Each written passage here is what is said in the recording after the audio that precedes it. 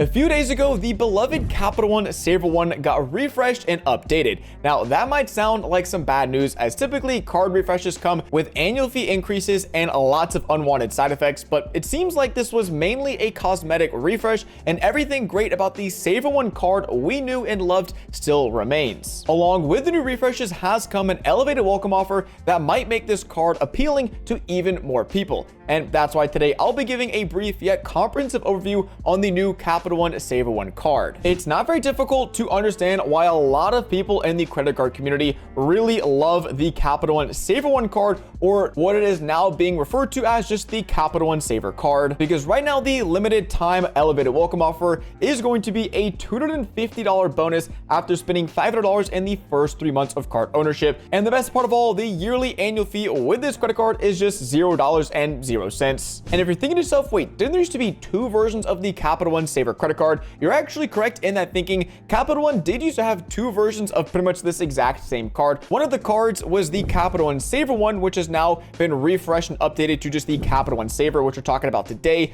But there previously was just a Capital One Savor card, which no longer exists because that card had a $95 yearly annual fee, and all you got in exchange for that annual fee was, I think, a really small 1 or 2% earning category multiplier increase. And so although I don't know the direct reason why Capital One axed the yearly annual fee version of the card, I'm assuming the no annual fee version packed so much of a punch and still continues to do so that just most individuals weren't opting for the yearly annual fee version of the card. Again, they came with some slight differences in elevated earning multiplier categories. Okay, sorry to interrupt, but with this refresh, I did realize that Capital One did actually go ahead and remove quite a major benefit with this card that a lot of people really loved. And that is, of course, the yearly subscription to Uber One that was included with holding this card. That right there in itself is a $120 value because Uber One is priced at $10 a month. And so with holding this card, you get a free membership to Uber One. But with the refresh, that perk and benefit no longer exists. I don't know if a lot of people are going to be outright canceling the card because that perk and benefit doesn't exist anymore. But as you'll see in a second, I still think the current existing perks and benefits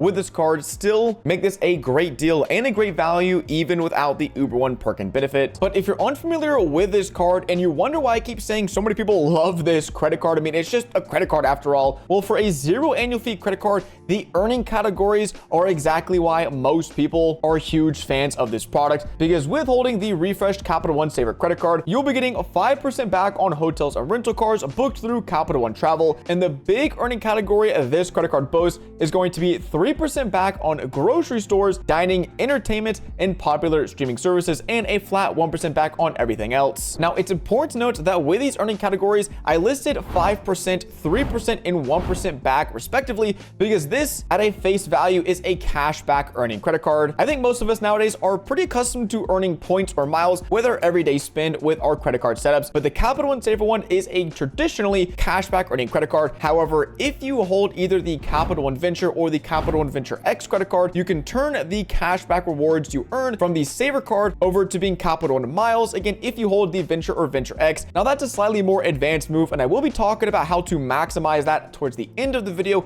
if you want to have a more complicated credit card setup. But even just for raw cashback, getting 3% back on groceries for a no annual fee credit card is quite ridiculous, because most credit cards are going to charge you a premium for a cashback multiplier on that category, like the American Express Gold card. It's a very famous card. It's also got a very hefty yearly annual fee of $325 that you must pay if you want access to that 4x back groceries category they're so famous for. Now, the 3% back on dining isn't really a special category. There are some other no annual fee cards out there, like the Build card, that offer pretty much the same thing, 3x back on dining. But getting 3% back on entertainment could be really great if you're someone who loves going to concerts or to sporting events or anything that codes as entertainment with Capital One. Again, you're just getting 3% back on spend you probably would have otherwise already been doing. And with most people I know having streaming subscriptions to basically every service, Netflix, HBO, what do we got? Hulu, YouTube TV, YouTube Premium, you can now just put those expenses on this card and get some cash back while still watching Netflix. Along with those other earning categories, this card does have a few additional perks and benefits associated with holding the card. Now, I have already gone ahead and predefined some of the categories and benefits that I like, and some of the benefits that I think they're just kind of throwing on there that most people are never going to use, or they're actually pretty bad value. Now, I'm never going to complain about about no foreign transaction fees, especially on a no annual fee credit card. That's really nice to see. Also, extended warranty is good if you're buying expensive tech products or products that would really be a pain if they stopped working soon after purchasing it. Having an additional extended warranty is always really nice to have. Now, as far as some of the less favorable perks and benefits, we've got Capital One Shopping, which it seems like it's just kind of a coupon applier at checkout. You know, there's so many of those products nowadays like Honey, Rakuten. There's probably other better ways to maximize your online shopping spend other than going through the Capital One Shopping portal. You can also redeem your rewards with PayPal. And again, traditionally, when you're using third-party merchants or payment processors with your credit card rewards, like your Amex MR points with Amazon, or in this case, your Capital One rewards with PayPal, usually you're getting a really bad conversion rate to where if you just cash out your points instead or got the cash back and purchased the item through PayPal, you'd be saving a whole lot more money through that instance. And even as a Capital One Venture X cardholder, I've never once been to a Capital One cafe, but if you for some reason really frequent and really love Capital One cafes,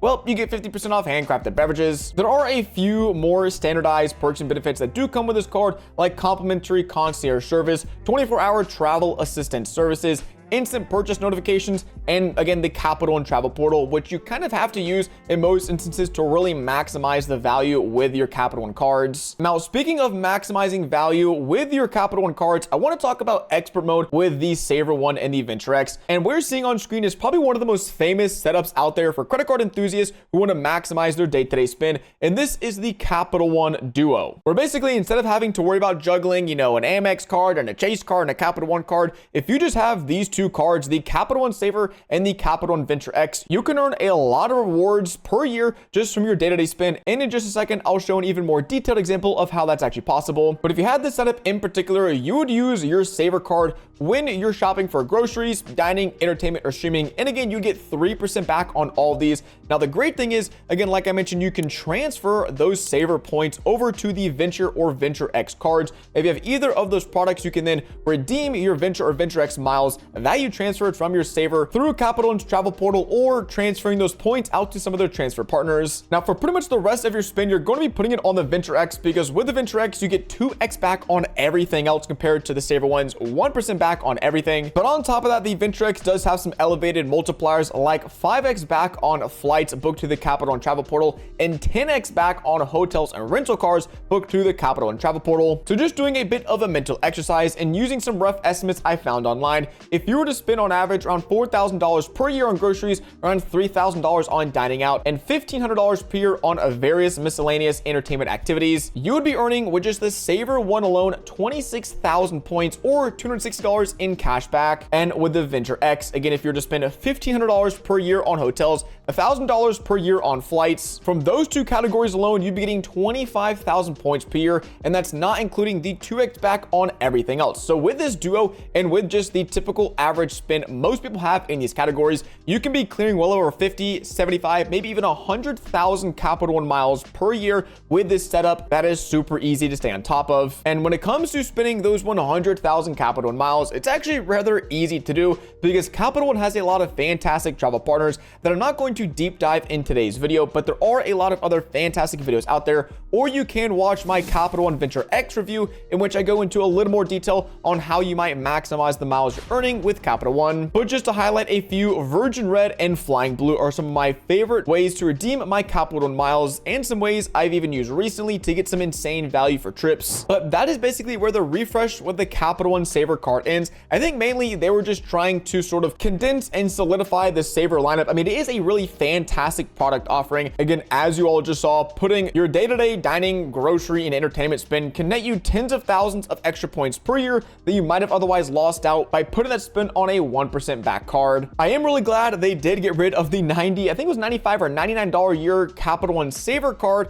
and it is now replaced with the no annual fee version, because even myself, unfortunately, I am not going to be able to open this card just yet, because I'm still a little limited on Chase 524 slots. But if I could, the $250 $250 welcome offer paired with the day-to-day earning multipliers. It's really hard to find any reasons to dislike this card, maybe other than the fact that it earns cash back instead of miles, but even then, if you really love points and miles, you probably already have a Capital One Venture or VentureX card, and you can just transfer the points over to one of those products. But I hope you all enjoyed today's video. Let me know your thoughts down below in the comments section of if you like this refresh or if you like the Capital One Savor one. Do you already have this credit card or are you considering opening it? I will be leaving a link to the Capital One Savor at the top of the description. So after this video, if you are interested in checking it out, you can go ahead and do so again right at the top of the description. And if you made it all the way to the end of the video, a huge thanks for supporting the channel, supporting the content. And I think that also means you really liked today's video. And in that case, I also think you're really going to love this one.